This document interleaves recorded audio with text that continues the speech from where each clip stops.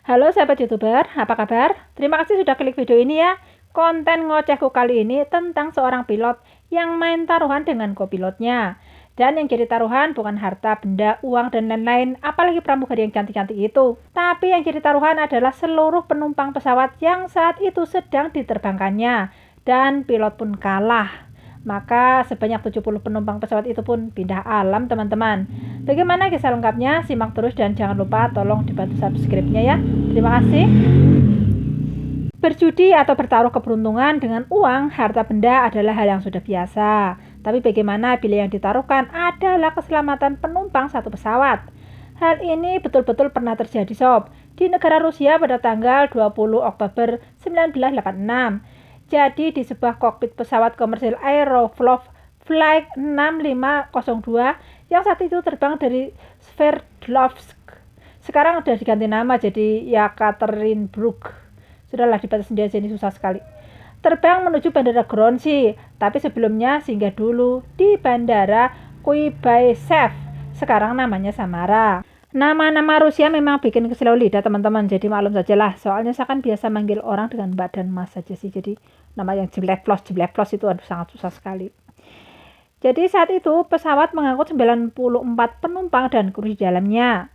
Saat itu sang pilot bernama Pak Alexander dan kopilotnya yang bernama Pak Gennady sedang sangat gabut. Mereka iseng-iseng mengadakan taruhan saat hendak mendarat di Bandara Grozny. Awalnya sang pilot yang nantangin kalau dia mampu mendaratkan pesawat yang saat itu diterbangkannya hanya dengan mendengarkan instrumen dalam pesawat saja, alias tidak memakai kontak visual dengan tanah atau pendekatan NDB yang disarankan oleh pihak ATC. Lalu tantangan itu diterima oleh kopilot tersebut, sebab ujuk-ujuk kopilot ini jawab dan ngompori ide gila Pak Alex.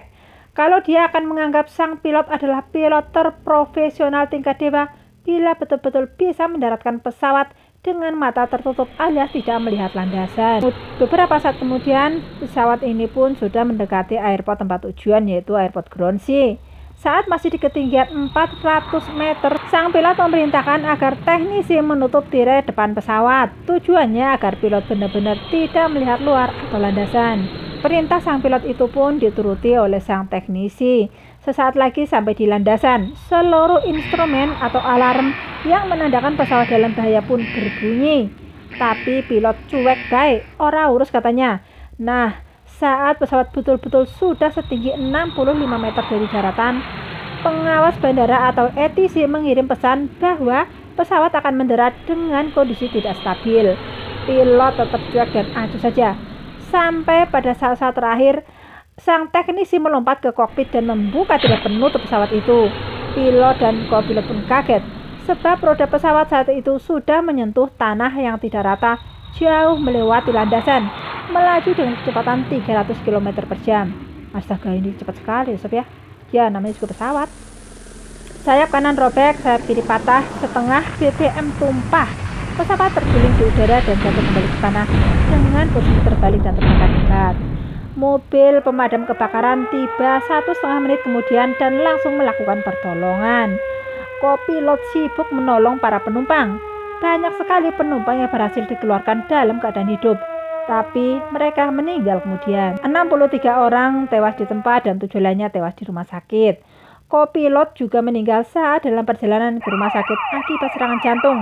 Jadi mungkin dia itu merasa sangat bersalah karena sudah ngompori ide gila sang pilot. Seorang petugas pemadam kebakaran yang bernama Pak Erikin mengambil gambar situasi dalam pesawat ketika itu. Tapi beberapa saat kemudian film dalam kameranya diambil oleh polisi dan KGB atau Komitet Gosudartevnov Bazarpati. Ini susah masih, padahal bahasa Indonesia itu enak banget loh teman-teman. Ngucapinnya cuma gini loh, Komite Keamanan Negara atau Badan Intelijen Rusia. Nah, gampang sekali kan? Nah, kenapa film dirampas? Sebab memang negara Rusia melarang hal-hal di dalam negaranya terekspos ke dunia luar. Tapi untungnya film yang sudah penuh berhasil disembunyikan oleh Pak Erikin, kemudian dititipkan kepada rekan yang kemudian dicetak. Lalu bagaimana dengan nasib Pak Alex sang pilot? 1 tahun kemudian pada Juni 1987, Alex divonis penjara selama 15 tahun karena melanggar setiap aturan yang diperintahkan untuk dipatuhi. Tapi kemudian dia dibebaskan setelah hanya 6 tahun menjalani hukumannya. Dan yang sangat menyebalkan dari kasus ini adalah saat di persidangan, Pak Alex nggak ada rasa menyesal sama sekali. Nggak ada rasa duka sama sekali. Bahkan dia dengan santai mengatakan semua kejadian itu terjadi karena sebuah taruhan dia dan kopilotnya.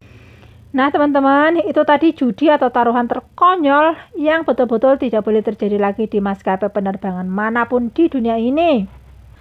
So teman-teman, mari kita doakan semoga semua yang menjadi korban diterima amal baiknya dan diampuni dosa-dosanya, diparingi jembar kubure padang dalane oleh Tuhannya, sebab mereka kan menyebut nama Tuhannya dengan sebutan masing-masing. Jangan lupa like, komen, dan subscribe. Terima kasih.